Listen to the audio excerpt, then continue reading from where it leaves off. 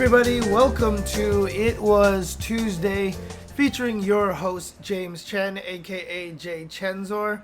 I am a little under the weather today, so we're just going to do a quick Q&A episode. I haven't done one of these in a while where I've just basically talked to the chat over here and just kind of answered some of their questions over here. I am, of course, joined by the Belly Rub King. Let me see if I can get the Belly Rub King up here. Do I have this camera set up over here that I can bring up here for you guys? Let's see. Apparently not handy right now. Actually, I think this will work. Oh, there we go. Yeah, I've got the Belly Rub King over here ready to go. So, you know, this guy is definitely trying to take my attention away from the stream right now, as he tends to try to do, as he stabs me in the hand with his sharp claws. Hi, little buddy. All right, so that is Stabby McStabberson over there. And honestly, I think you guys would probably rather see Stabby McStabberson than see me right now. So I'm just going to leave, since this is a Q&A episode over here, just going to leave this up for a little bit here. But yeah, feel free to start asking some questions, and I will be more than happy to answer some of these things. A lot of things going on in the FGC, a lot of crazy things happening here. So if you guys have any questions, feel free to ask. Oh, what's up, Tempest Rob? Dude, Tempest Rob in the house right here. I have to give the award for greatest esports photographer because, you know, himself and Vexany, I'm sure both of them are super happy to share that title from me over here. No particular topic, Silas. You can ask me any questions that you want. You can ask anything that you want. So, what game do I have in the SNES system? I mean, in the regular NES system over there? NES Tetris. Right now, NES Tetris is in there. But I have a ton of NES games downstairs, so I definitely have a giant library of games here as I move the microphone closer to my mouth over here. So let's see. Do I feel like roll cancels made CVS2 better or worse? They definitely made CVS2 much more varied in terms of what characters can be played. And kind of made some of the isms a little bit more balanced in a weird way. Grooves, I should say. So in the end, I think roll canceling actually made the game a little more viable and a little better. Because before roll canceling, I mean, it really was a lot of just Sagat Blanca killing everybody. So the roll canceling helped, I think. Roll canceling definitely helped a lot for that game. What brand deodorant do I use? Oh, and also try to do an @Jay Chenzor in the chat so I can see the question a little bit earlier. So I can see it a little bit easier. What brand deodorant do I use? I don't know if this is a weird answer, but I don't use deodorant. Not everybody has to. And I definitely do not use deodorant. So, let's see here. Let me see here. Make sure I get to the questions here. If I cancel a normal into drive rush on block, does it change frames? For example, if I use standing heavy punch as Ryu on -2, but what happens if I cancel it into drive rush and do a jab ASAP? Very technical question here from Holy Sock. So what happens is, basically, if you standing heavy punch with Ryu and cancel it into a drive rush, obviously the standing heavy punch loses all of its recovery frames after the heavy punch connects. So that at that point in time, then it's no longer going to be -2. What that means then is that whatever button you use afterwards kind of takes over the roll. Now, it's tricky here because obviously if I do standing heavy punch drive rush into nothing, I'm just minus like the whole, like after the block stun of heavy punch ends, I'm just minus the whole way through. But I can do heavy punch, drive rush cancel into light punch, and that's a true block string. And so essentially what happens is the light punch that connects takes over the frame data, because now you've just overwritten whatever the HP into drive rush cancel is. And so basically the HP frame data doesn't matter anymore. What you have to think of it is, so when you drive rush out of a move, you have to commit to the drive rush for 9 frames before you can actually do anything else. So if I do heavy punch into drive rush, essentially what that means is that I've now changed the recovery of the drive rush from, I mean, the heavy punch from whatever the heavy punch is into 9 frames. So you don't essentially, it doesn't change the frame data of the heavy punch. It literally deletes the frame data of the heavy punch is the best way to think of it. And the cat has wandered away. Cat was like, all right, enough of this belly rubs for now. But yeah, essentially what it does is it actually overwrites the frame data. So you basically do standing heavy punch, drive cancel, 9 frames of commitment to the startup of the drive rush, and then from there you could do whatever you want. And so technically, if you count that as, you know, being neutral, a stand heavy punch and a drive rush cancel is super plus on block. But if you do nothing, obviously the opponent can beat you up. Now, you can also do standing heavy punch, drive rush cancel into like stand heavy punch, which means it's not a true block string, which means then the opponent can DP in between. But the best way to think about it is once you've canceled the heavy punch, the frame data of the heavy punch doesn't really matter anymore. The frame data now transfers to whatever you hit them with next. There's no additive, there's no cumulative nature of it. It's just whatever drive rush normal you press, that becomes the new frame data, essentially. Let me know if that makes any sense. Original Gamer asks, why can't FGC get around licensing Marvel like other game companies? You were asking before the stream started, you know, about Marvel versus Capcom. Why is it like the most desired franchise, yet somehow we can't ever seem to make one? But mainly it's really... Marvel license is expensive. And so, like, you know, other companies, when they get the license, they're paying quite a bit of money, and it also just relies a lot on Marvel, where they want to do it, right? Marvel is like, hey, do we want to tie our property to something? When Marvel vs. Capcom Infinite was made, Marvel vs. Capcom Infinite is really was not very high budget. Marvel didn't give them a lot of money. Capcom didn't get a lot of budget, basically, to make that game. And it came out and it didn't succeed. So basically now Marvel's like, well, we don't want to tie our product to something that at E3 got blown out of the water by Dragon Ball FighterZ, right? Like, even though Marvel was kind of to blame for a lot of those problems, but that's another story. So it's just tough. And then another thing, too, is that once you get involved with Marvel, the amount of control that they have over your game is ginormous, right? There were stories and rumors that every time Capcom wanted to make a decision for Marvel vs. Capcom Infinite, it just took forever to get approval from Marvel about everything. Even when they had the tournament with the Infinity Stones, you know, the Infinity Stones had like the ability to give you advantages in the tournaments, like how those exactly worked and what was be allowed from those things was also kind of like gate kept by Marvel in a lot of way, etc., etc. So, you know, it's just very tough to work with them, and it's tough to get the license from them. So, yeah, that's why I don't think that there's going to be another Marvel vs. Capcom in a very, very, very long time. Renato asks, why do I have Tetris in the NES? Do I have any relation with Tetris? Yeah, I definitely commentate classic Tetris World Championships. So I'm very, I enjoy that very, very, very much.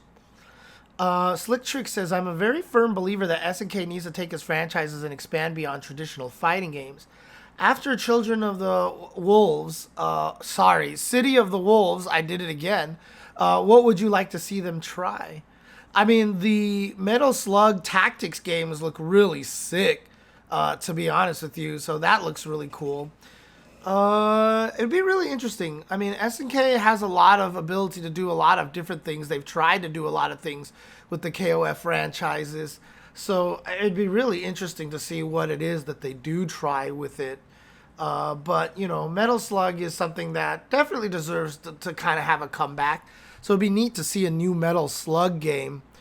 Maybe kind of trying to take into a little bit of more of a modern era or something. I mean, we're certainly not getting a lot of new Contra games out there, so Metal Slug might be a good way to kind of fill in that gap. Smelly Beetles asks, after Akuma, who are the 5 DLC characters you want to see next for Street Fighter 6?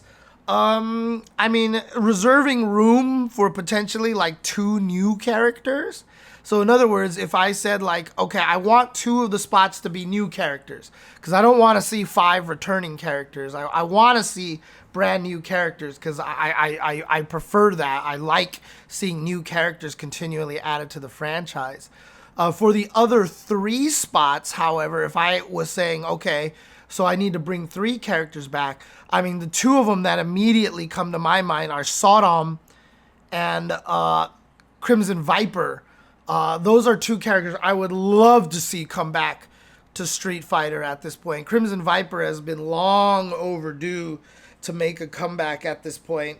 SODOM is the only character from the Alpha series besides Junie and Julie, who Junie and Julie story-wise aren't even around anymore. I think that they've been cured, so I don't even know if they would be fighting. But SODOM is the only character from the Alpha series that has not made it back to 4 or 5. Like, literally the only character. So, yeah, he's in World Tour, but maybe, hopefully, you know, there's a chance. I don't know. We'll see. But for sure, those 2 I would really want to see back. For a 3rd character, I would like to see something kind of like off the wall a little bit more. Like maybe bring in a different rival schools character, or, you know, bring in like a weird kind of Capcom guest character into the world. I think would be kind of interesting as well. I guess, you know, not even like necessarily a guest character, like Eagle. Like, let's bring Eagle back, right? Like, he only showed up in CVS 2. I think it would be sick to have Eagle come in. Or even, you know, if you wanted to do something like, for example, Geki from Street Fighter 1, I think would be super cool as well. Louis B asks, not a question, but would you share some fun side stories of Capcom Cup X? Let me get back to you on that one. I have to think about that one for a little bit. So, Villager just asked, hi James, just watch EVO 2017 finals with you and short-haired and Sajam. That was the best final of all FGC history. I think that's the fighting games are something so great Tokido won, right? I thought that was that 2017? I thought it was 2018. I guess that was 2017. But yeah, that was a great year. That was a super, super great year. Another one is, why did I spell questions wrong in the banner? There is a fighting game player out there named QEUW. So I was just honoring them. Basically, that was an homage to them. Silas asks, how brave do you think Capcom is that we'll see new drive mechanics added? That's a good question, because whenever you add a new mechanic like that, when you ever add a new drive mechanic, you're really, really changing the way the game is balanced. And so you really, really have to think about that a lot. It's just something that you really have to consider and, you know, make sure that it isn't disruptive, right? Like when they added V-Shift, it was a great mechanic because the game kind of needed it. I don't want to see Capcom add new drive mechanics just to add mechanics, but if it's something that's truly needed, I think that's really, really important. That it would be very tough to balance, but it's something that we would, would be nice to consider, would be nice to think about for sure. I'm going to see if I can do this. Is this going to work here? Let's actually test it. I'm going to experiment here. Let's see here. Mobile Mouse asks, can we talk about how poorly designed the yellow and red card system is in Street Fighter 6? I don't even know what the yellow and red card system is. I don't even know what that is. How does that even work? Oh, man. So, yeah, I'm not even sure. To be honest with you, connection drops, not sure what gets you a red card though. Okay, so connection drops is the yellow card. Yeah, I'm not even sure how that works exactly, to be honest with you. So I apologize about that. All right, let's actually take this in here. Oops. So we got Holy Sock asking another question here. Whoa, boy. Okay. So does that mean all drive rush cancels are punishable? All right. Not exactly working the way I was hoping it here because some of these questions are long. This is to help me edit, basically, is what I'm trying to do. So does that mean all drive rush cancels are punishable if it's 9 frames of drive rush startup? Or is the opponent still in block stun from the original move? Yeah, the opponent's still in the original block stun. So whenever block stun connects, remember, whenever block stun connects, there is a fixed amount of block stun that is forced upon the opponent that now no longer matters what happens to the move that caused it. So if I cancel the move, it doesn't cancel the block stun that's added. This is why media attacks change block stun, change frame data as well. Because if a move causes 10 frames of block stun, it's going to cause 10 frames of block stun whether it hits on the first, second, or third active frame, asterisk for most moves. So basically, the block stun is going to be the same no matter what. So once it's triggered that 10 frames of block stun, if you cancel it, that 10 frame of block stun doesn't change. It stays there exactly as it was that it was going to be. The difference now is just that instead of you being stuck in move recovery, you get to do whatever you want out of the drive rush, while the opponent is still stuck in those the block stun frames. You want to think of block stun frames as its own entire entity that once it starts, it's just there. The only thing that changes block stun is if they block a second move. Because as soon as you block a second move, that second move now triggers a new block stun and basically overwrites whatever old block stun was there. So let's say I do a move that makes you puts you into 20 frames of block stun. If in the first 5 frames I hit you with a move that actually does 10 frames of block stun, that actually erases the entire 20 frames of block stun. Because every time you block a new move, it starts a new block stun. So block stun is never additive, it's never cumulative, it's never multiplicative. It's just fixed based on the move until you block something new, and that new thing now overrides everything. Let's see here. Ever play Tetris? Lol, asks Original Gamer. Why, yes. Yes, I do play Tetris. I play Tetris a lot. A lot. And if that block stun question was confusing, please continue to ask more questions. Sounds reminiscent of how Marvel handled Avengers as well. Yes. Very much so. That game didn't really work out. Didn't a new Contra release recently? Was there a new Contra recently? I mean, if it was it any good? Was it a, is it a demo? They remade the first Contra?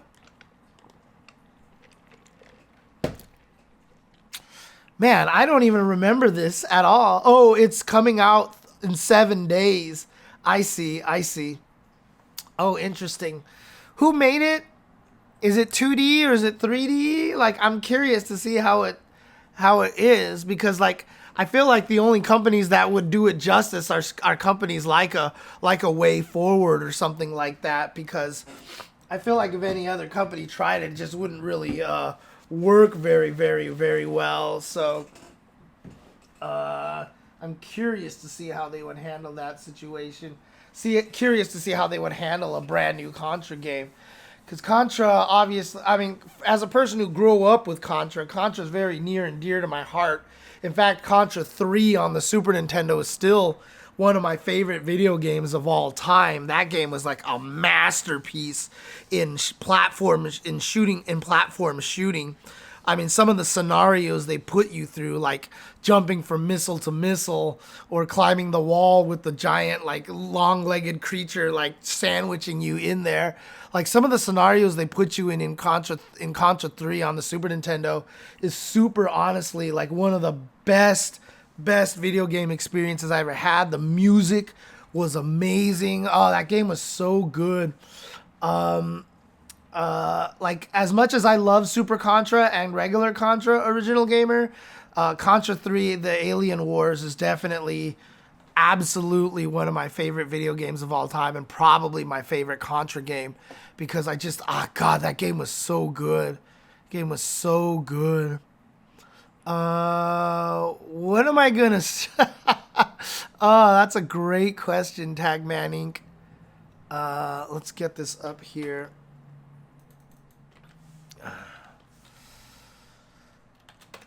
He says, when are you gonna stream programming your game?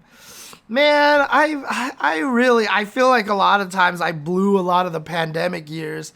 I really should have sat down and tried to learn how to just make my own games, because I feel like I need to do that. I really need to actually just, like, because I have so many game ideas.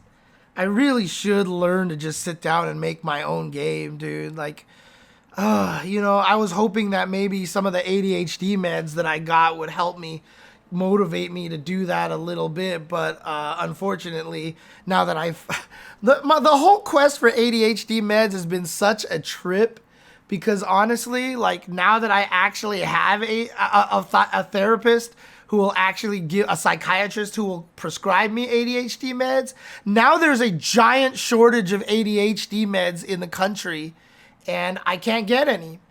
So I've been prescribed a bunch of ADHD meds, but I literally can't get any because all of the pharmacies that I go to are back ordered on them. So I literally can't get ADHD meds right now. So I'm stuck in the same boat that I've been this whole entire time. It's kind of crazy. So unfortunately, but I would love to make my own game, because you know, I have my own ideas for puzzle games. I have my own ideas for shmups.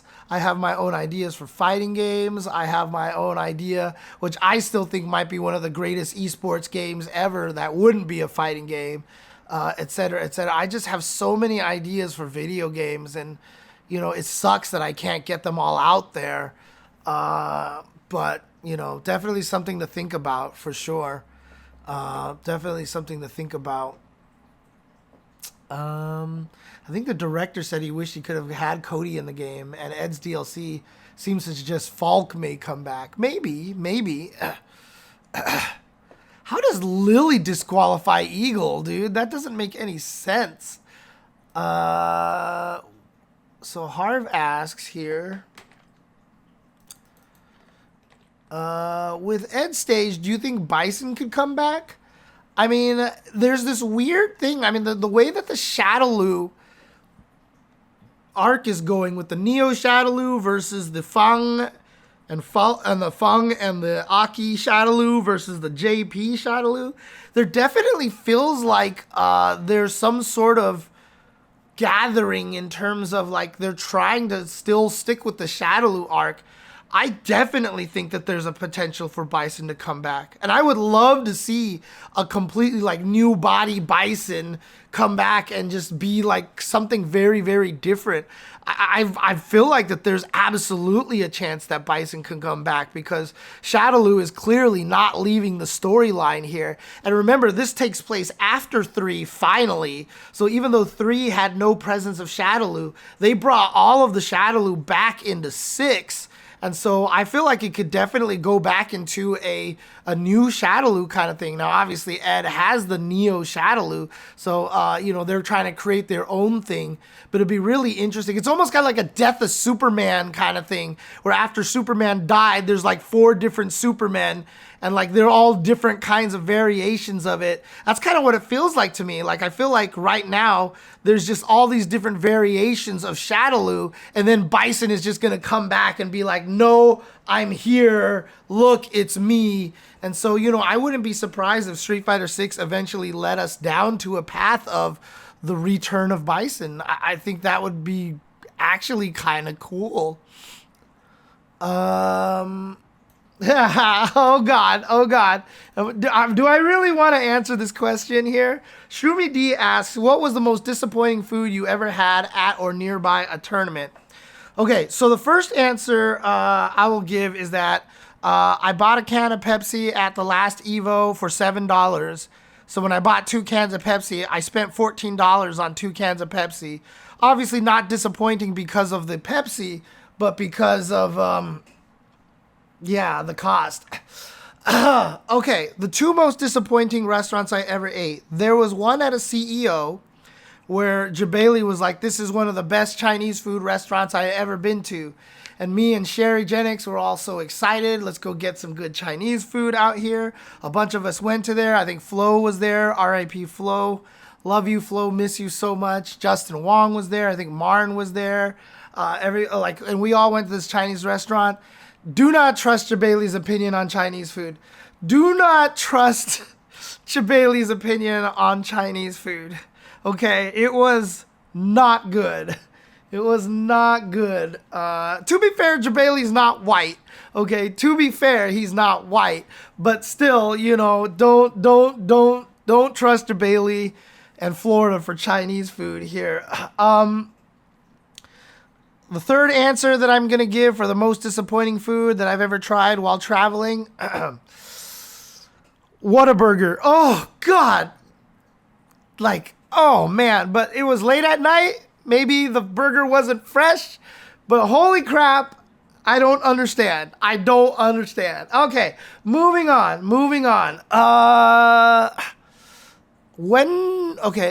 No Mercy asks here. Yeah, that's exactly why I'm gonna stop the question here. Let's see. When do you do Street Fighter 6 training on Twitch? Unfortunately, long story.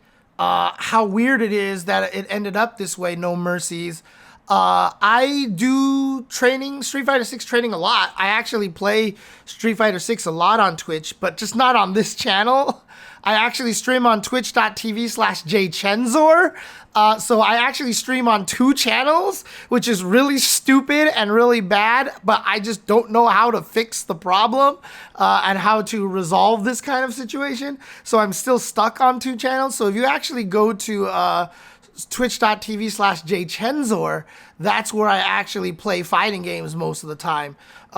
This channel is only for the Tuesday show, essentially. Right now, I'm doing a lot of Grand Blue Fantasy Versus training, as you guys can probably understand why, as just announced recently. So that's basically what I'm doing the most right now is Grand Blue Fantasy Versus. But I will go back to Street Fighter 6 after Arc Revo is done for sure. So, all right. So Shay asks, why is it so hard to have a brand new IP in fighting game space? Even 2XKO is piggybacking off an established IP.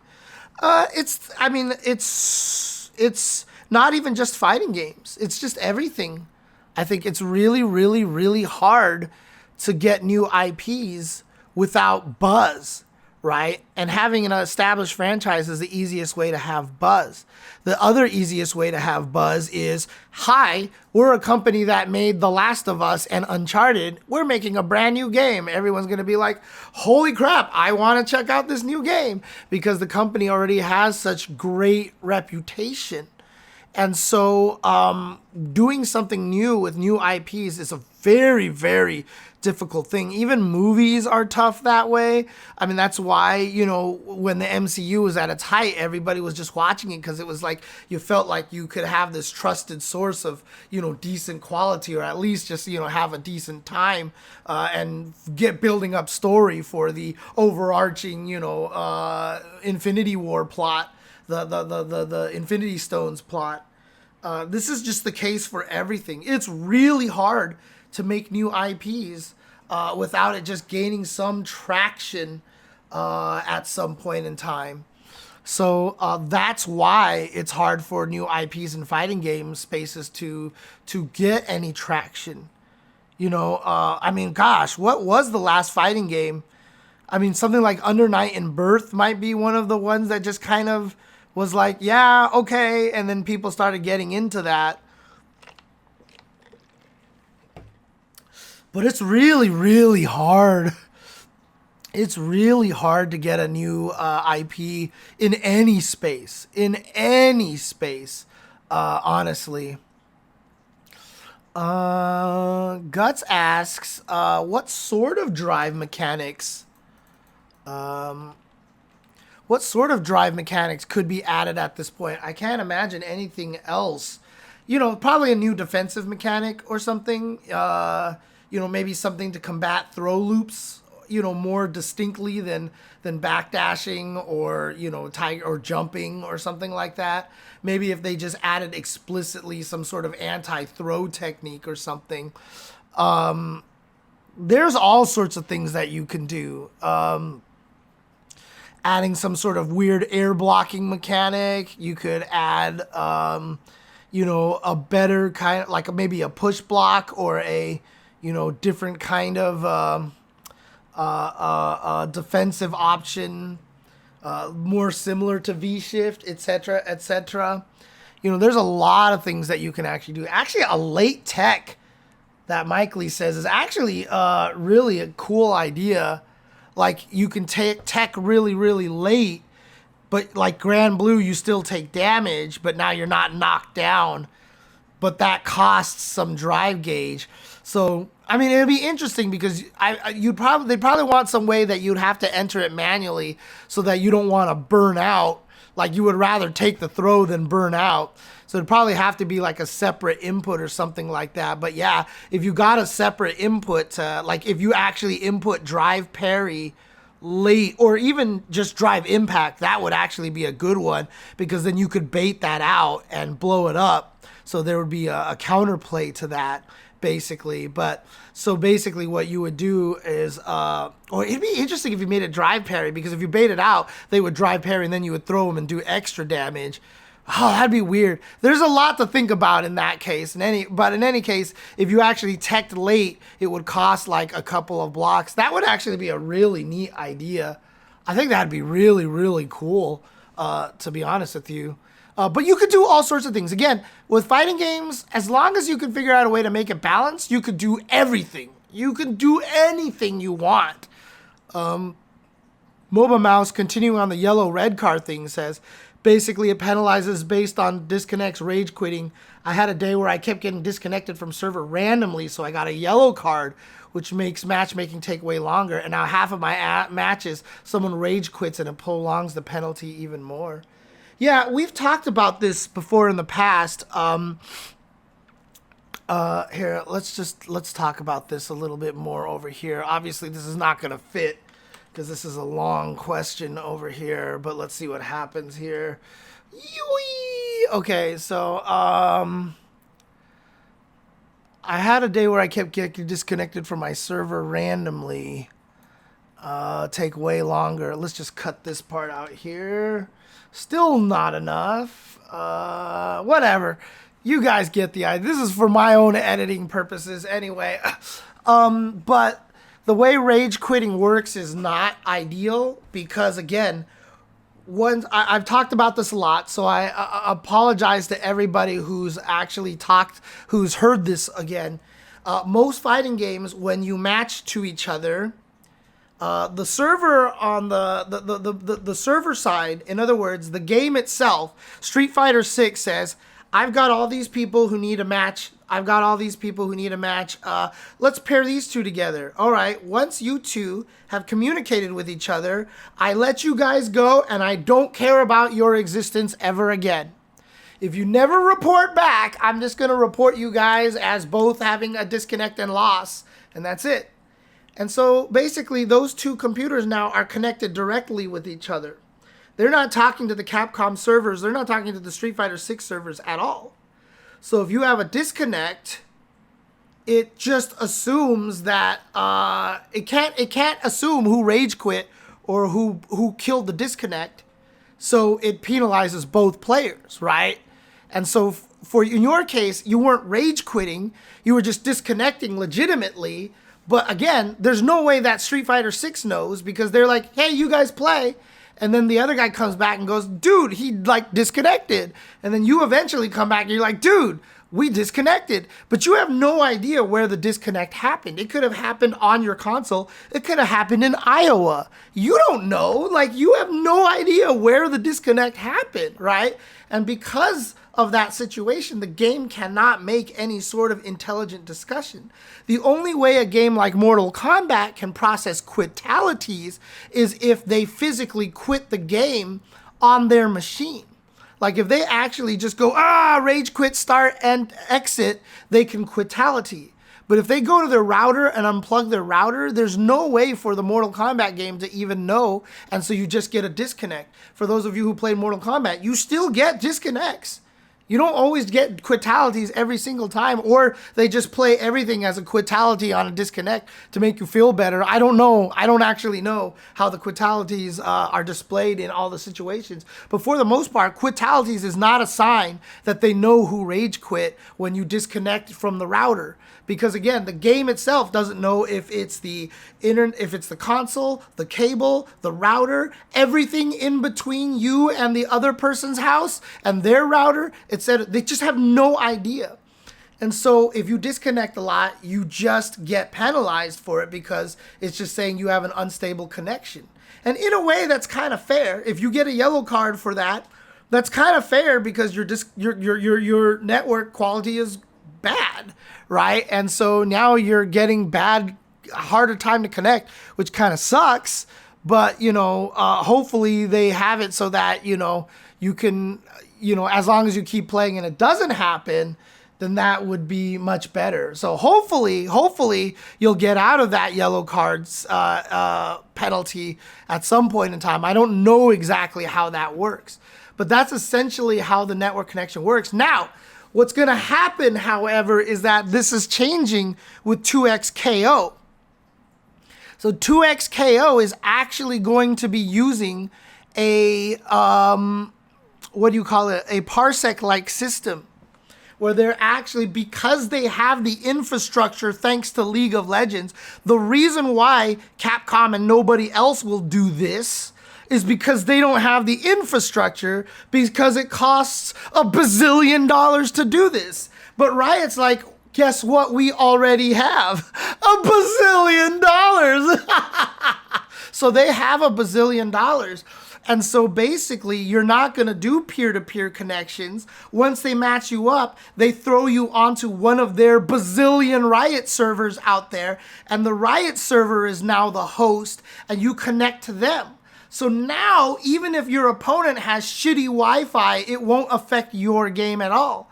And not only that, because you have a server in the middle, whoever rage quits, whoever disconnects, that server will know exactly who it is that disconnected because that server is connecting to both players at all times. So if your opponent unplugs their router, that server machine is going to be like, wait, I lost connection to him, but this guy is still here. Cool. All right. and then basically can actually accurately reward the person for not rage quitting. So rage quitting won't work on 2x KO. So that is a huge difference right there. So 2x KO is going to change a lot of how we play online. But yeah, the master state of the game is actually going to be on the server itself, right? So what happens with a lot of rollback netcode is that the master state has to be maintained between two machines based off of who's lagging, who has bad connections. Oh God, the guy did this and match the scenario. Oh wait, roll back, play back again. But because 2x KO is going to have a server side being the host and the rollback being applied to the server, it doesn't matter. So someone with shitty netcode, someone with shitty networking is going to have, maybe a lot of jumps in their rollback, but the person with the good connection is going to play silky smooth. And so it's it's going to be really powerful. And, but again, it's really expensive. So, you can't just be like, well, why doesn't Capcom do that? Because it's really expensive. Capcom doesn't even have servers to serve like most of Africa. Riot has servers everywhere. They can piggyback off that and create a system that is going to be so advanced in terms of the netcode for fighting games that it's really going to change a lot of the experience, in my opinion. And again, Guts actually says, I wish they put all rage quitters in the same server for lols. If you're talking about 2x KO, they can do that. They can kind of do that, just only match rage quitters with rage quitters. But none of the other systems can do that. None of the other systems can do that because Max actually talked about, or no, it wasn't Max. Yeah, it was in Killer Instinct. They implemented a jail system for those people who disconnected a lot. What happened was the player who was super good at Killer Instinct would start slaughtering their opponent and the opponent would rage quit on them. So now they both have one rage quit count on them. The next person they slaughter would rage quit on them. Now the good player who didn't rage quit has 2 disconnects on them, and the other 2 had 1 disconnect. And the third player would play him, get slaughtered, and rage quit on him. Now the good player who wasn't rage quitting had 3 disconnects on them, and the other 3 players only had 1 disconnect, and you just keep going, and then it was the good player who got thrown into jail. Instead of the people who are actually rage quitting. So that system ended up not working, and it wasn't something they had thought of. Like when they implement that in Killer Instinct and when that started happening, they were like, oh God, like this was not a scenario we thought of. So it's crazy. It's hard. This whole rage quit and system is difficult without having server side knowledge, and that's what 2x KO is going to change a lot of, in my opinion. So that's going to be a huge thing.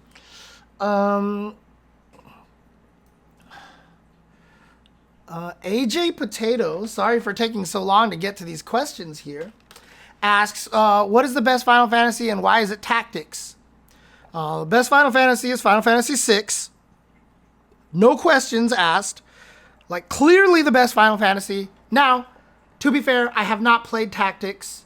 I have been told Tactics will change my life, and because it is so good, I do not disagree. I absolutely agree that it could potentially be super good. But Final Fantasy VI found me in a very specific portion of my life that I don't think it will ever get replaced. So while I may get to a point where I think Final Fantasy Tactics is super good, it'll never beat Final Fantasy VI. Final Fantasy VI is now just, because of all circumstances, it's one of my 3 favorite video games of all time, and it will never get replaced. It will never, ever get replaced, in my opinion. So, all right. Sliceboo asks, if you can do classic inputs while playing modern, wouldn't that make it better in some ways? Or not have enough pro players given the time to see good results? You can do classic inputs in modern control. You absolutely can.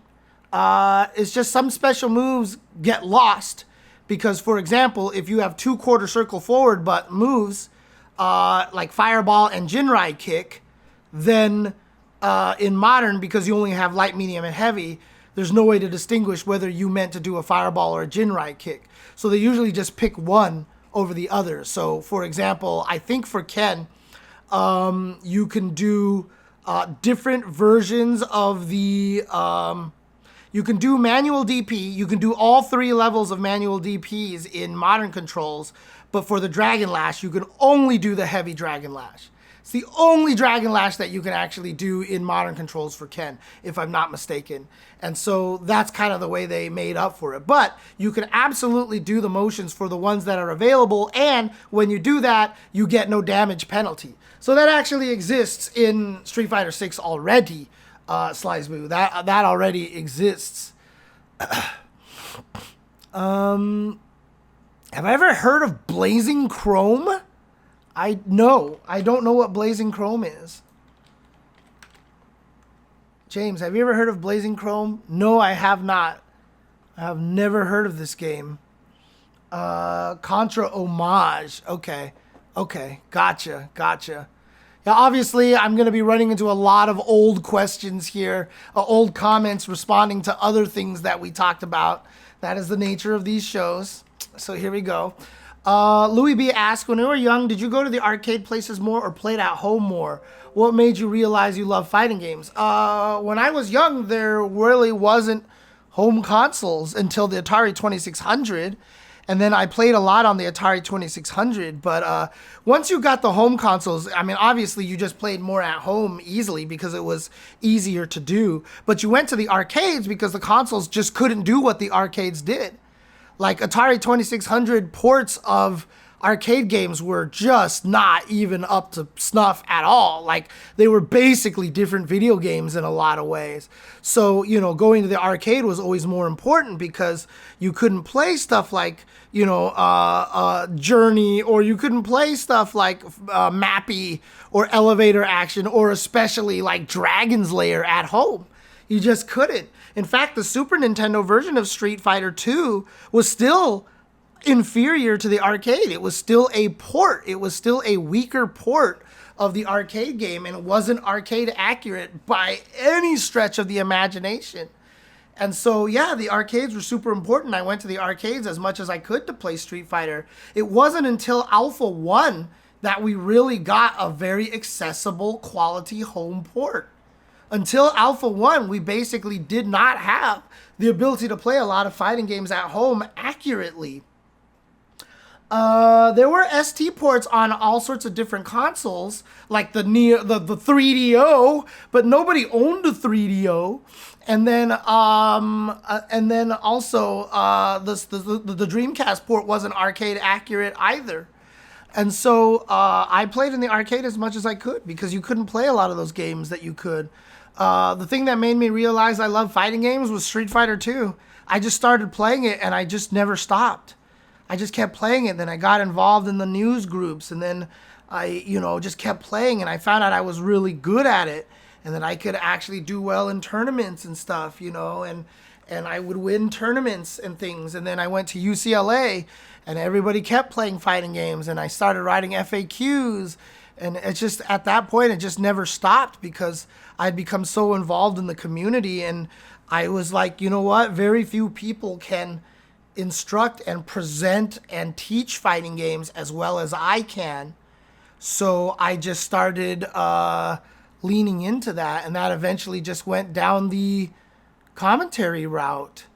And so eventually I just became a commentator because it was the next best way to teach fighting games to people. It was the next best way for me to spread fighting game love. Can a wrestling game be a part of the FGC? Yeah, absolutely. 100%. I mean, my definition of fighting games is looser than a lot of other people. I thought Virtual On was kind of like a fighting game. It might as well have been a fighting game, even though it's a mech game. But, I mean, a lot of the strategies in Virtual On were very, very fighting game-esque. But, yeah, absolutely a wrestling game can be a part of the FGC. 100%.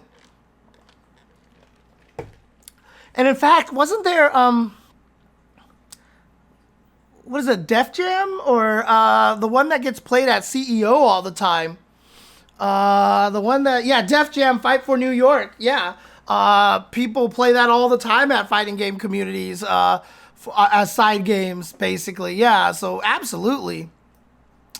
Original Gamer asks here. Oh, come on, what the heck? Why can't I? Oh, there we go. Highlight. Stop it! Stupid Twitch chat window. Okay. Okay. Do you got a code to design? No, you don't have to code to design. Many things out there, like there's a lot of good game platforms, IDEs, game creation IDEs, where you actually don't really need to code that much and you can still make a game. If you want to get more complicated, obviously it's better to know how to code. And I'm sure, and it definitely is a huge advantage if you know how to code. There's a lot of IDEs out there that try to help it. IDEs being basically a development environment. So basically they can help you automate a lot of the coding. Like, I need to attach this button to this action. I need to attach this to this. And there's a lot of drag and drops and stuff like that with those IDEs. But being able to code it manually is a huge thing and definitely a big advantage. So from my standpoint, if I wanted to design a game, I would definitely want to know how to code. And I do know how to code. So I already have that huge advantage. Like I said, I've just been really bad about actually taking advantage of that advantage, which is really unfortunate. So Silas now asks, let's see here. Speaking of not adding new mechanics for the sake of it, what's the current problem in Street Fighter 6 that none of the drive mechanics address? And any proposals on a mechanic for that problem? Right now, I think Street Fighter 6, in terms of mechanics, is doing really, really well. I don't think that there's really anything in particular, except maybe an explicit anti-throw tech, as we were discussing a little bit earlier, because it's not obvious how to get out of throw loops for people. And adding something, like if you backdash a throw and blow up somebody, like, it's not very audience friendly. And so actually adding like a more explicit anti-throw technique to the game might be kind of good for viewing perspective. But to be honest with you, I think right now the most important thing is rebalancing the current mechanics.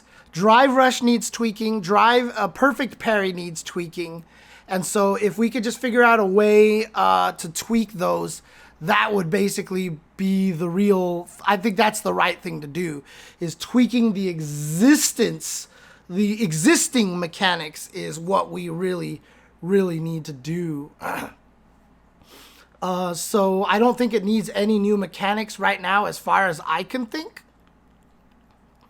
So, oh, okay. I didn't know the whole story of the Shadowloo stuff going on in Holy Sock, so I won't actually repeat it here in case people also have not beaten the World Tour mode yet and don't want spoilers. I don't care because it's my fault that I haven't finished it for so long. Phil Special Meters asks, which again, I love that username, why has Fei Long been locked in the Capcom vault? I don't know, actually. I don't think he has been locked in the vault. I just know that they haven't brought him back or anything since 4. I know after Once Upon a Time in Hollywood that the Bruce Lee, estate got really frustrated and are now really, really picky about what people can do with Bruce Lee and Bruce Lee likenesses. So we'll see what happens there.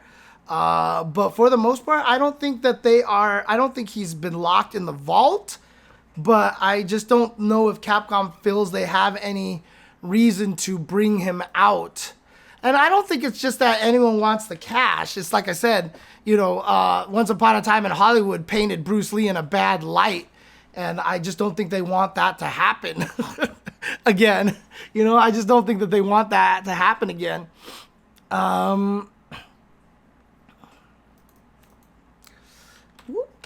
Can't you stream on both channels at the same time?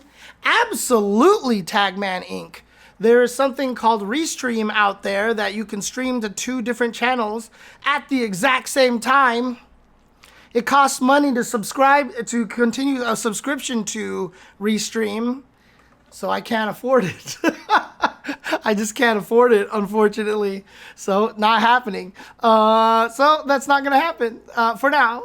So, let's do this over here. Which character do you think Arc System will release next on Strive? Well, they released a new silhouette, and the silhouette tells us nothing. There's basically nothing to glean from that silhouette. I think it could be basically anything, especially with how different the character designs have changed between, you know, Exerd and Strive. So that silhouette literally means nothing. Could be Brian Badler for all I care. But I mean, I know everybody wants Jam. I think Slayer would be cool. ABBA, obviously, I feel like would be a really neat comeback. A lot of people are thinking that it's ABBA. But to be honest with you, it's really interesting. Like, I was so excited for Johnny to come back, but Johnny plays like such a different character right now that, you know, it doesn't really matter if a character comes back in Strive. They're basically a new character in a lot of ways. So, I don't know. I don't know who they'll release on Strive next. I mean, it'd be nice to see Zappa, but he's cured. So I don't think he has that situation anymore. So I don't know. I think I missed a question here because this question is very similar to another question that I thought I saw. Someone asked, what happened to MK1? And then here Forrest says, how do you think NRS can fix Mortal Kombat to make it a lot better? Dude, I feel so bad for NRS because they can't do shit right now. They're under the umbrella of WB. And of all the things that I've talked about before where like Capcom can't just throw money at Capcom Pro Tour, like here's a bunch of money, you know, to run your tournament, whee, you know, because it's all like CEOs and CFOs and everybody in charge. Dude, it's even worse for NRS because WB is in charge and WB has everything, right? So they don't even care if they lose a gaming division or whatever. In fact, they just said like, we're going to try to lean into games as a service, you know, and like, they don't, God, NRS, they're stuck. They're not only, you know, under the beck and call of, you know, higher ups. The higher ups aren't even a game company. Like Capcom, at least the Capcom esports are like, hey, Capcom, you're a video game company, so you understand esports. WB is like, what are these esports that you are talking about? You know, like they just couldn't give a crap. And so the game, rumored, was released early, rushed, just to be out there and be one of the first fighting games on the new Unreal Engine. And then it's clearly, like it was like, hey guys, we're making Mortal Kombat 1. It's coming out in 2 months. And you're like, what the hell? Like, what fighting game have you remembered has been announced and then come out in 2 months? Like ever. And so I really feel like Mortal Kombat 1 just really got a short end of the stick. I don't know if, and again, this is not NRS's fault at all. NRS is doing everything they can, but I just don't know if they have the ability to do what they want. It's so tough to watch and it's so frustrating to watch because, you know, Mortal Kombat 1 deserved so much more. I mean, it seemed like such a cool concept. Like you can see from the game that you can see that the developers care. You can tell they probably had a lot more ideas and a lot more just like, you know, refinement and stuff that they wanted to do, but it just seems like they were robbed of that ability and forced to release a game like a year, 2 years too early. And as a result, they're just trying to make up for it. And now you've already bought the bad will. You know what I mean? So a lot of people are already mad. Your game already has that reputation. It's so hard to fight it. So, you know, it is partially budget, but it's also, they just can't get the budget. And it's also that they've just released it so early that there was just so many problems with it. You can't make a second first impression. You know, that's just what it is, right? Like the famous quote from Miyamoto, right? You know, a bad game is, you know, a delayed game can still be good. A bad game is forever. You're not saying MK1 is bad, but clearly a lot of people are very unsatisfied with it. A lot of people are mad with it. And as a result, you know, a lot of these people feel burned by the game. And it sucks. And it's because it got released in a state that it wasn't ready. Yeah. I heard that Miyamoto quote is not real. I heard it's not actually a Miyamoto quote. Whatever. But for sure, I've heard that as well. But it is a good quote regardless. It is a good quote regardless. Oh, okay, there's the question. What's the issue with MK1? Asked by the manga. So yeah, same question right there. Let's see here.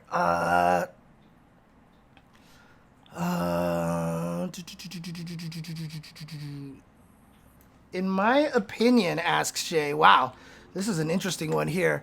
What are some of the best game designs in video games history? Fighting games excluded. I mean, I was just talking about Contra 3, the Alien Wars. I really do think that's one of the best game designs in video game history.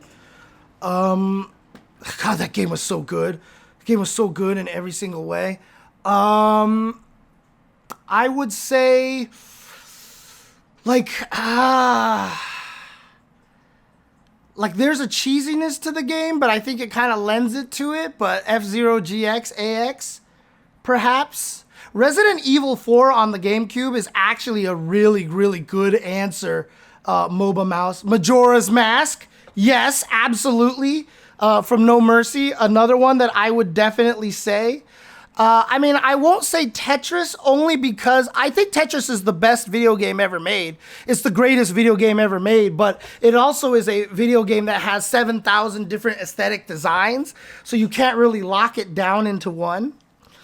Celeste is another one, I think, just from an aesthetic and from a, like, how do we make this feel as comfortable to control as possible?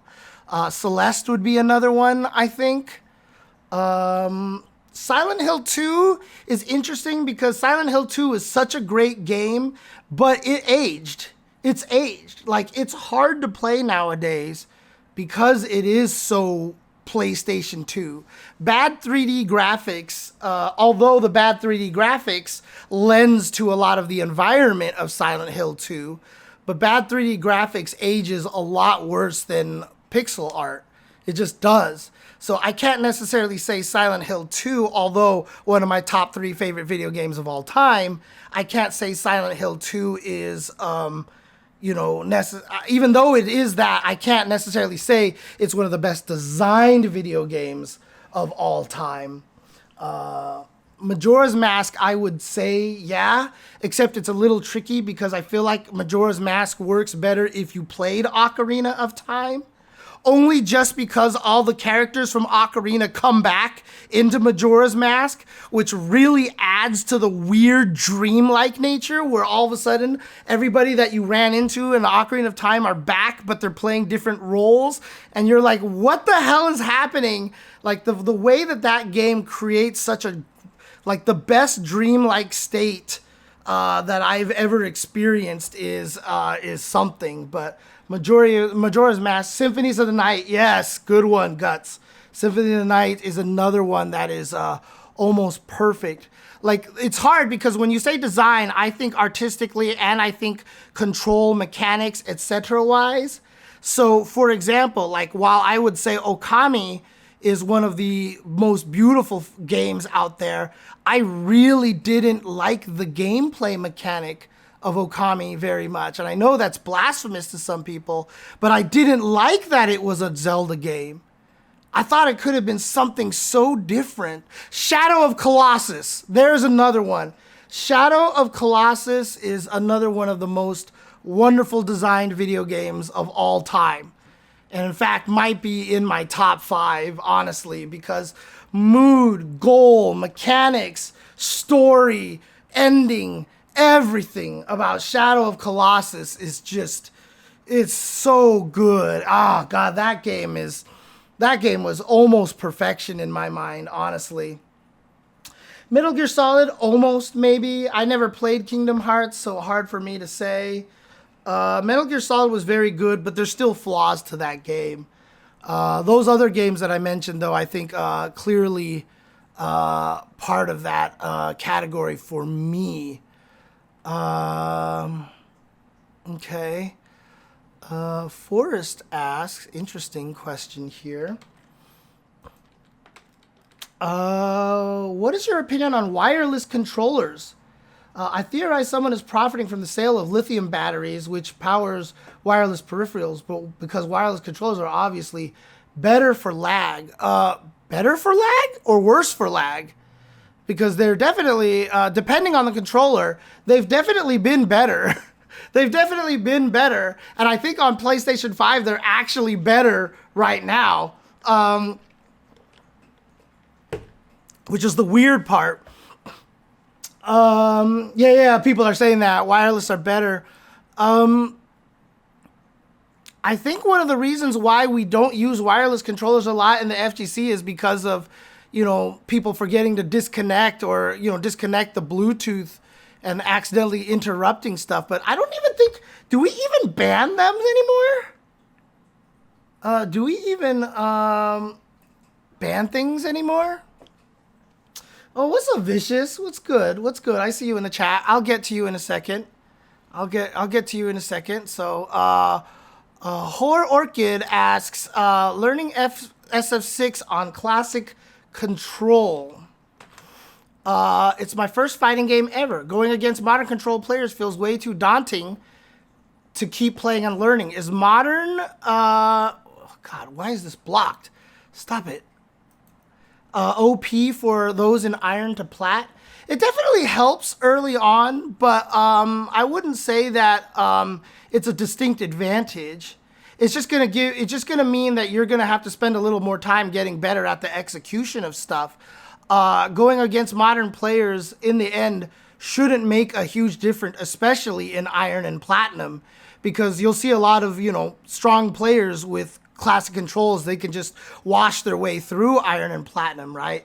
At iron and platinum, the strategy levels, I feel like, are not at the degree in which taking advantage of modern is going to be as crucial and as effective as it would be, in higher levels. You absolutely can defeat them. So I would not give up on classic. If it is your first fighting game over, it's tough. Orchid, if you ever jump into my chat, I do a very good job teaching people and helping people learn classic controls and stuff like that. And so that would be on twitch.tv/CheChenzor. But if you ever jump on there, I'd be more than happy to help you out with execution stuff to help you with those classic controls. One-button DPs are killing you. Absolutely. So, but the thing about it is, at the highest levels, you stop jumping. And so if you're just jumping and getting hit out of the air by one-button DPs all the time, really the answer is you shouldn't be jumping, not that modern control DPs are too strong. You have to actually learn how to play the ground game, because the reason why it's so consistent to anti-air jumps in Street Fighter is because if you could jump in freely, jumping is very strong.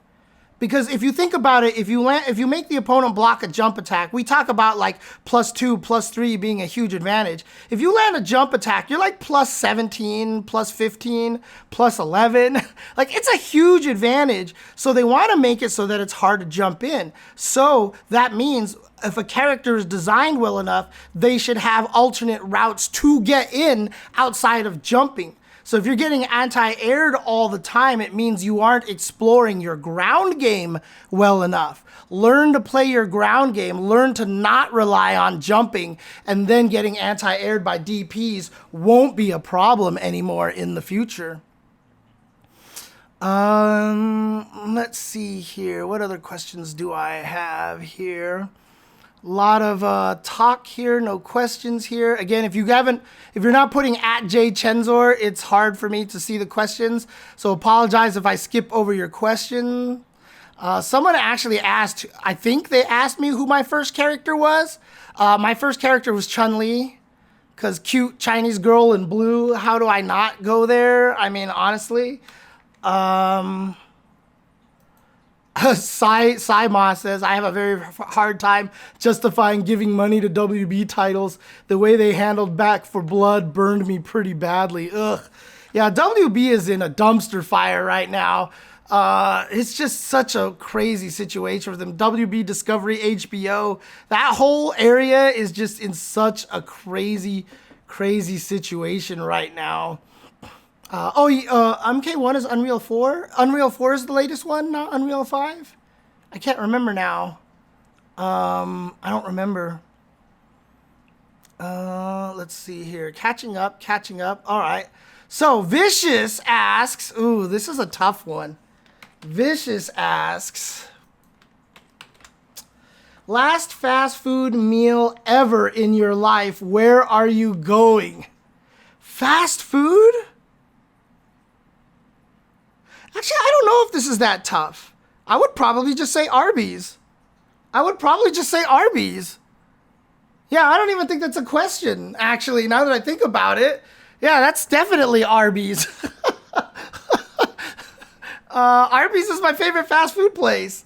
Like, crazy. Dude, I love Arby's. Are you kidding me? Yeah, I don't even know if I would really have such a question about it. Sorry, Vicious. Yeah, no, I mean, again, like, people don't, like, when we were sponsored by Arby's, I was serious when I said how much I like Arby's, dude. I really like Arby's. Dude, I like their horsey sauce. Like, I love the horseradish sauce that they have, dude. That stuff is great. Yeah, we used to have an Arby's over here. I'm really sad that we lost the Arby's over here, dude. It was one of the ones with the original, hat, too. And we lost it. It sucks, dude. Dude, don't even slander Arby's like that. Don't even slander Arby's like that. Money bags. Don't even. I have banned people for less. Oops, that's not the question that I wanted to copy. Whoops. They don't have as many locations as they used to. No, that's not the question I wanted to copy. I want to copy this question. What's your opinion about ICFC coming to an end? I'm super sad because, I mean, Varric's getting top 6 at EVO, you know, from Senegal. Everyone's like, who's this Senegalese player? And I was like, dude, he was in ICFC. When Capcom Cup started, I was like, don't sleep on this Uma kid. He won all of the ICFC Asias. Like, it was such a great way to actually see so many players from different regions. So I actually came into Capcom Cup telling people about Uma. You could ask David, like, beforehand, I was like, dude, like, this Uma guy might be the best jury I've ever seen. And, you know, it's a hard thing to say that when guys like Just a Kid and Nephew exist out there. Like, how do you even claim that? But I was like, dude, like, those other guys might have better fundamentals, but I think Uma is the best jury. Like, he does jury things and he knows the character jury better than anyone else.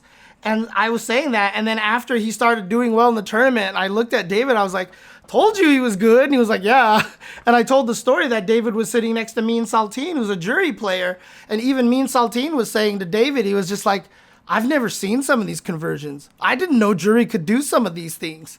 You know, it's actually crazy out there how good he is with that character. He knew the character better than anybody else. And so, you know, coming into that, I didn't think he would win Capcom Cup. Certainly no. I picked him to make it #1 out of his pool, but I didn't expect him to win Capcom Cup. But there it was. And, you know, it wasn't just like he just was like, oh, fought nobodies. He beat Chris Wong. He beat Lashar, who beat Mena RD, etc., etc. You know, it's very clear that Uma took out a lot of strong players, dude. 7-Eleven food? I mean, if you're talking about Japan money bags, yeah, 7-Eleven food is amazing. Amazing, amazing, amazing. Oh god, 7-Eleven in Japan is like one of the greatest things in the world, dude. Oh, I miss 7-Eleven Japan. Louis B, I've actually answered this question several times in the past because people like to ask this question, but I also love answering it, so I don't mind repeating the answer. But if I were drifted to a deserted island for 10 years, what video game would you bring along? Unlimited electricity, but no online play, though.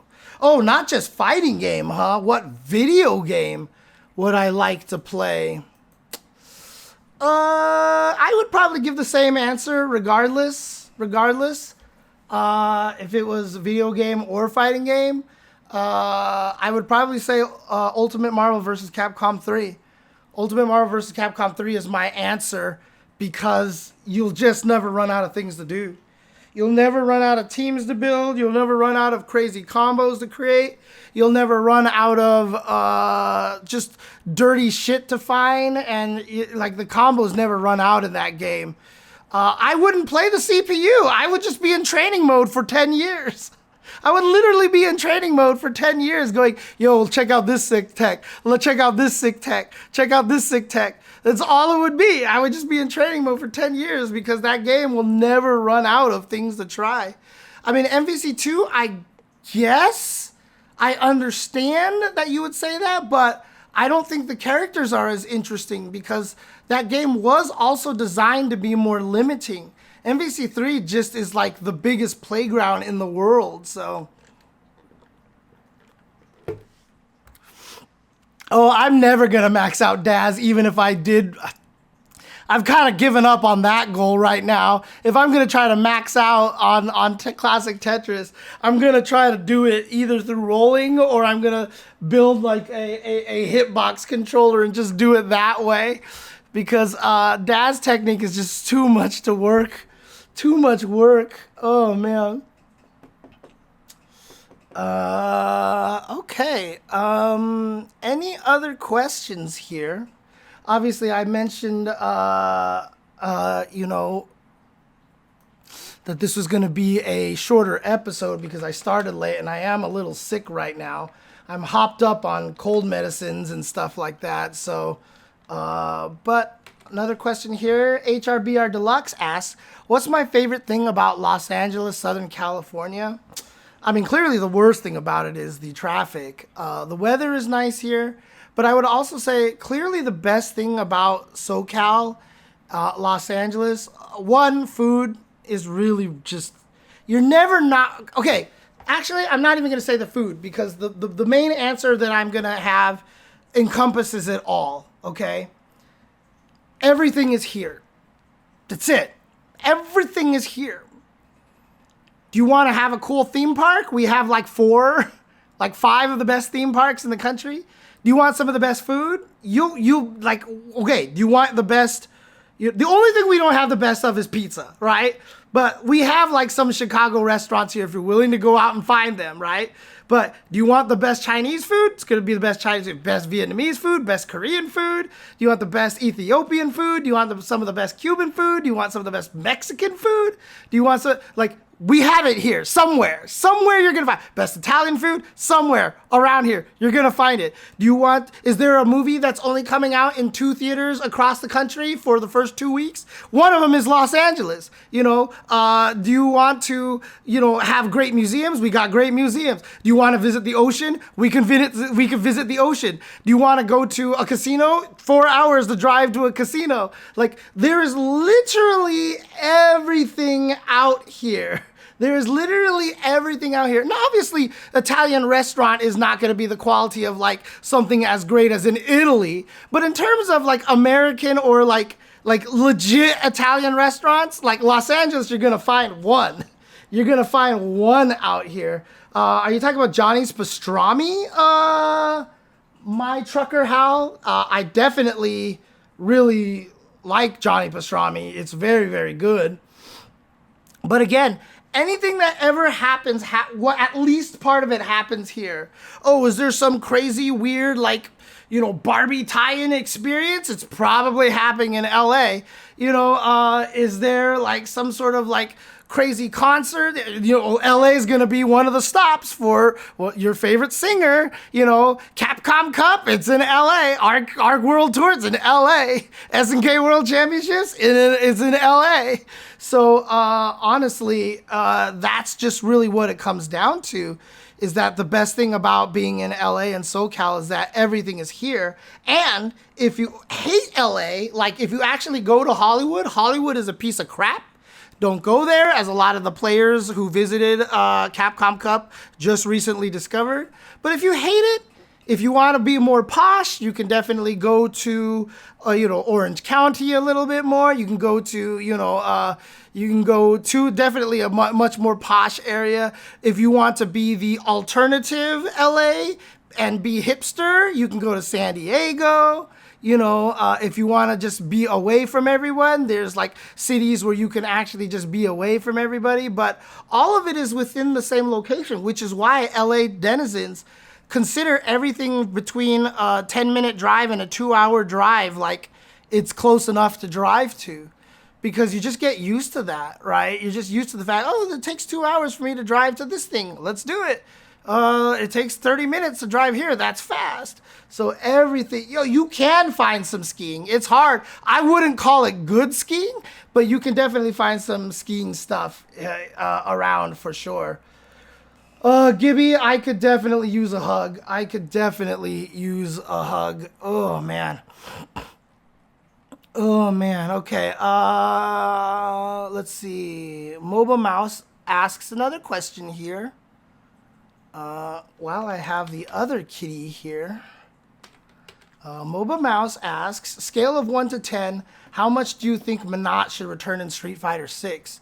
I would love to see Menat return only if they continue to pull on the Soul Power storyline, continuing what Rose is doing to challenge the Shadaloo stuff. Like, if Menat comes in here and is kind of presented older and is kind of like the lead soldier of the Soul Army, the Soul Power Army, in which like Rose is kind of like the mentor, and you're starting to see more Soul Power soldiers who are in there, whose whole goal is to defeat Bison and quelch Shadaloo forever. Like, I think that would be really, really cool to see. So I would really like to see that kind of a thing for Menat. I mean, she would probably not change drastically. I really enjoyed her in 5. I thought she was one of the most creative characters. I think it would be really cool to have her back. It would be really interesting to see how they could change her if they did want to change her Strive and Ed style, and Rashid style. Even Rashid is not super different, but just for a storyline standpoint, I would really, really I wouldn't mind seeing Menat come back into the thick of things. So, Q for Street Fighter 6 asks Wall Enrique.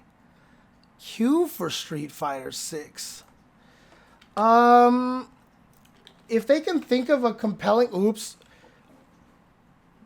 hang on a second. Stop it. Dang it, I can't see my screen because Jasmine's sitting in the way. So I'm having trouble copying the text. She's just sitting in front of the monitor. Q for SF6. If they could find a way to justify it, or, find a way to tie the G into Q storyline, it wouldn't be G, Forrest. It can't be G. It would actually be, it can't be, because Q already exists in 3, and 3 takes place after 5, and so G would have had to become Q sometime during Street Fighter 3, unless he somehow gets fixed back into G. It wouldn't make any sense for G to come back. It would have to be Q. So if they found a way to actually make Q interesting, I mean, yeah, let's do it. Because Q was useless in Street Fighter 3, let's face it, for being this weird, mysterious character. He was garbage. So it'd be really interesting to see if they brought him back and then kind of finish out like what? Like nobody still even knows what the storyline of Q is, right? Or G. Like G came up and was like, I'm the president of the earth. And then like, what? We know he becomes Q and then what? Like that's all we know. And so it would be really interesting to see if they can actually like flesh out his storyline, honestly.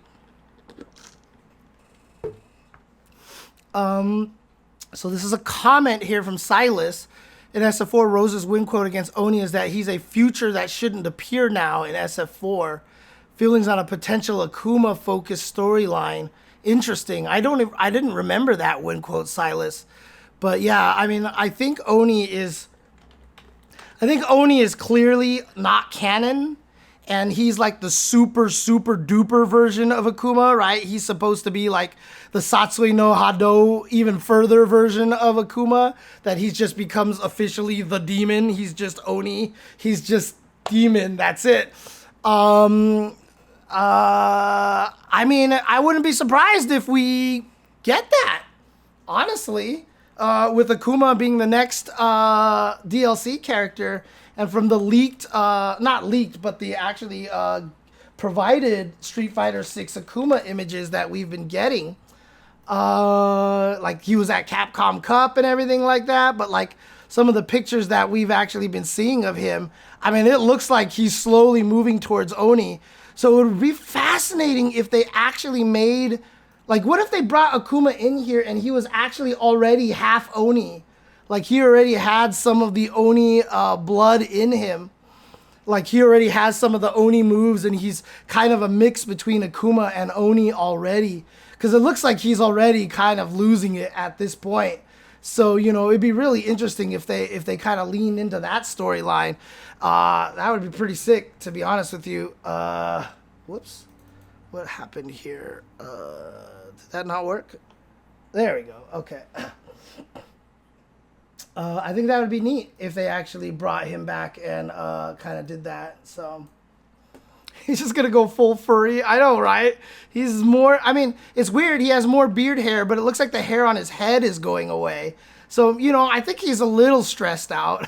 I think he might have been losing a little bit of hair.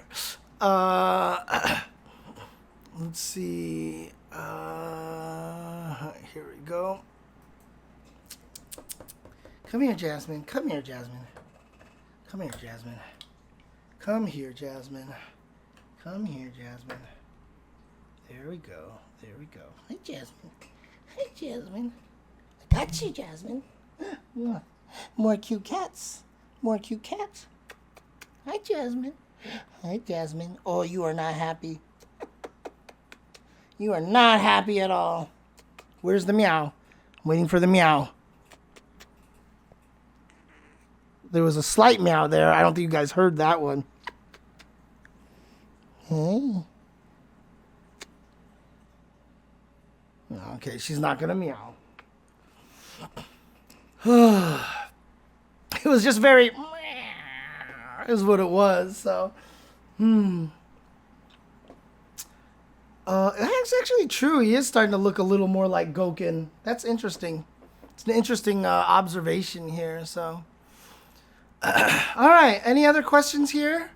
It is about 8:14 when I usually stop, and because I started an hour later. Like I said, I'm hopped up on cold medicine right now. I'm definitely not feeling great. Oh, actually, I guess I can edit this part out. Yeah. So let's edit this part out because the past few weeks I've been making a mistake about one thing, is that I keep forgetting to do the thumbnails. All right, you solved all my problems about thumbnails? Just keep putting Dew's chair as your thumbnail. Oh my God. That's amazing. Do you know how Justin keeps like running these little marathon streams and stuff like that? I seriously want to see someone restream Knuckle Dew's stream with their own chair and then just start the craziest just like infinite loop of people streaming other people's streams with the chair. I mean, theoretically, you can actually have two people restream each other's streams. And like, I just want to see the craziest chair circle in the world. I think it would be hilarious. So maybe I'll just do that one of these days. I'll restream his stream with my chair just sitting there. I think that'll be fun. Any case, thank you guys for tuning in. Thank you guys for watching. Again, sorry for a little bit shorter stream, but definitely feeling a little sick. Hopefully, I know I promised more pre-recorded content. I've been trying to get to that. Again, the lack of ADHD meds has been troublesome. Also, because a lot of stuff happening. Obviously, Capcom Cup, Red Bull Kumite, Arxis. As you can see, I'm working all three of those events. I'll be doing Level Up Expo as well. So a lot of events coming up, kind of taking up a lot of my time. So it's been a little bit harder for me to get things going. But again, I do have a lot of plans for pre-recorded content instead of just stream and throw it onto YouTube. So keep an eye out for those. So please like and subscribe the channel, because some of this content is going to be some good stuff, some cool stuff coming out soon. Again, I mean, that's all added bonus though, because this podcast is clearly, when this podcast graced your ears, was the greatest day of your life. But for me, it was Tuesday.